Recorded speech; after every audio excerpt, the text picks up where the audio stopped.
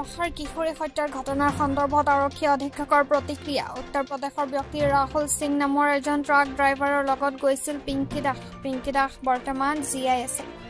গুৱাহাটীৰ গড়চুকৰ পৰা উদ্ধাৰ কৰে নগাঁও আৰক্ষীয়ে। নগাঁৱত উদ্ধাৰ হোৱা মৃতদেহটো পিংকি দাসৰ নহয়, এয়া কোনো অজ্ঞাত কিশোৰী। ঘটনা সন্দৰ্ভত বৰ্তমান সময়লৈকে 5জন ব্যক্তিক গ্ৰেপ্তাৰ নগাঁও আৰক্ষীৰ। সম্পূৰ্ণ তদন্তৰ পিছতহে পোহৰলৈ আহিব হত্যাৰ প্ৰকৃত ৰহস্য।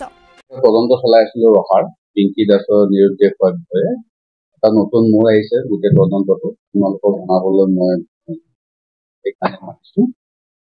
পিংকি দাস এতিয়া জীৱিত আছে, আমি এইমাত্ৰ উদ্ধাৰ কৰিলো আৰু পিংকি দাসৰ যিদিনাখন নিৰুদ্দেশ হৈছিলে 11 তাৰিখে, নিৰুদ্দেশ হোৱাৰ পিছত তেওঁ ৰাতি ট্ৰাক এখনত উঠি ৰাহুল সিং বুলি এজন ব্যক্তিৰ লগত তেওঁ গুৱাহাটী পাইছিলে।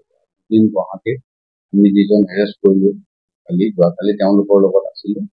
তাৰপিছত তেওঁ গৈ পেলাই পতংগা বুলি যিটো আমাৰ গড়চুক থানাৰ আণ্ডাৰত তাতে আপোনাৰ পম্পী দলে বুলি মহিলা এগৰাকীৰ ঘৰত তেওঁ আশ্ৰয় লৈ আছিলে। এতিয়া 10-15 মিনিট আগতে আমি উদ্ধাৰ হিচাপে আৰু যেতিয়া ডেড বডিটো ইয়াত আমি উদ্ধাৰ কৰিছিলো 11 তাৰিখে নিশা, তেতিয়া পিছদিনাখন ৰাতিপুৱা তেওঁৰ দেউতাক, মাক, তাৰপিছত তেওঁৰ মামাক আৰু ওচৰৰে ব্যক্তি নেইবাৰ তেওঁলোকে আহি আইডেণ্টিফাই কৰিছিলে। আপোনালোককো প্ৰেছ বাইট দিছিলে যে আমাৰ এইখন ইত্যাদি। গতিকে আমি তেতিয়াৰ পৰা অকণমান বস্তুটো সন্দেহত আছিলে আমাৰ, আৰু আমি সেইকাৰণে DNA কালেক্ট কৰি থৈছিলো। এতিয়া যিটো পিংকি দাসৰ উদ্ধাৰ হ'ল, গতিকে বৰ্তমান যিটো মৃতদেহ আছিলে, যিটো আপোনাৰ পিংকি দাসৰ পৰিয়ালে নি সৎকাৰ কৰিলে, সেই মৃতদেহটো DNA পৰীক্ষা আমি কৰাব লাগিব। আপোনালোকৰ চেনেলৰ মাধ্যমেৰে আমি এইটো জনাম যাতে আপোনালোকে আৰু আইডেণ্টিফাই কৰাৰ কাৰণে পাব্লিচিটি কৰে। নগাঁও ক'ব নালাগে, কাৰণ নগাঁও হ'লে ইমান দিনে উলিয়াব ওলালে বাহিৰৰ কোনোবা জিলা হ'ব পাৰে।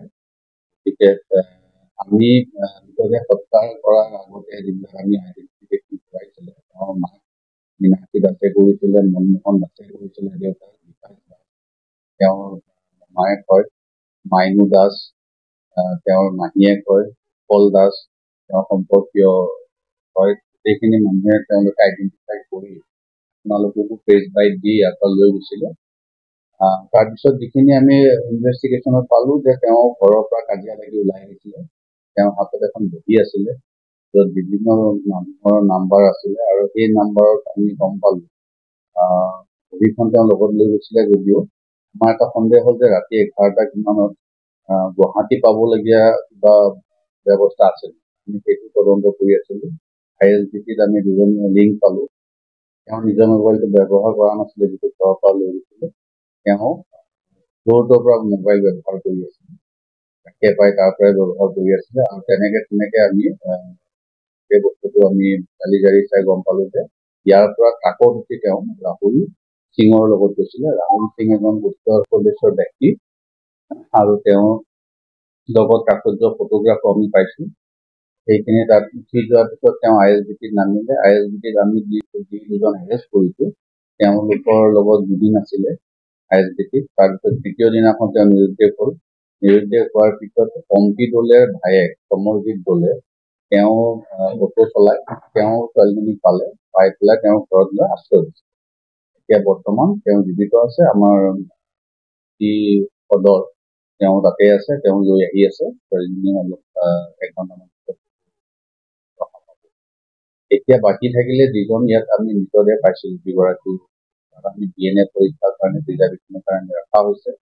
আমি আপোনালোকৰ চেনেলৰ মাধ্যমেৰে আহ্বান জনাম যাতে আপোনালোকে দিয়ে, আৰু কোনোবা যদি আমাক কণ্টেক্ট কৰে আমি তেতিয়াহ'লে আৰু তদন্তটো আগুৱাই লৈ যাবলৈ সুবিধা হ'ব।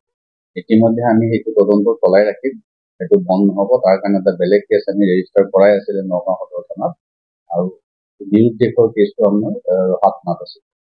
বৰ্তমানখিনি আৰু 1-1.5 ঘণ্টা পতংগা গড়চুক গুৱাহাটী। সেইটো মই আপোনাক আহ্বান জনাইছিলো যে এইটো আপোনালোকে পাব্লিচিটি দিয়ক। আমি DNA ৰাখিছো, যদি কোনোবাই ক্লেইম কৰে যে আমাৰ হয়, তেতিয়া আমি DNA এক্সাম কৰাব পাৰিম। কিন্তু আমাৰ এইটো তদন্ত থাকিবই তদন্ত আমি বন্ধ নকৰোঁ, যাতে ইয়াত কোনে হত্যা কৰি তেওঁ পলাই থৈ গ'ল।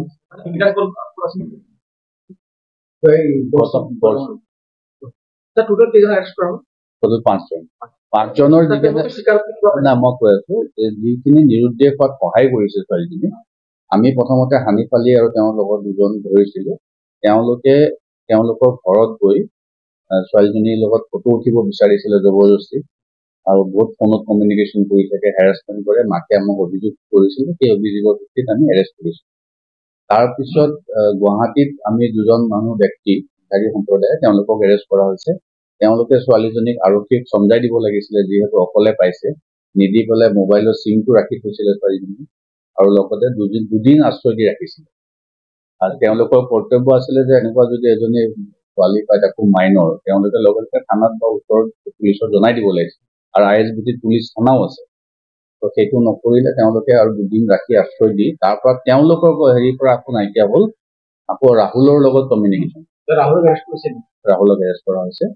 আৰু ৰাহুলৰ লগত আমি গাড়ীত যেতিয়া লৈ গৈছে ইয়াৰ পৰা গুৱাহাটীত, তো ৰাহুলৰ লগত তেওঁৰ মানে ফটোগ্ৰাফাৰ পাইছো, যিখিনি অকণমান ইয়াত নক'ব দিগদাৰী।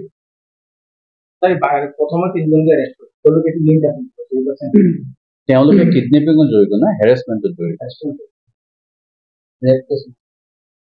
নাই, ৰেপটো এতিয়া আমি তেওঁ আনিলেহে তেওঁৰ পৰা আমি ষ্টেটমেণ্ট ল'লে পৰৱৰ্তী সময়ত আমি যিখিনি পাওঁ, যি যি হৈছে, বাকী আমি সেইটো কেছৰ তদন্ত ৰখা কৰি থাকিম। ড্ৰাইভাৰ বিহাৰৰ 2জন ISBTৰ এজন চকীদাৰ হয়, এজন পৰ্টাৰ হয়, বস্তু মাল নিয়াত। কেছ নম্বৰটো মই দিম। ধন্যবাদ।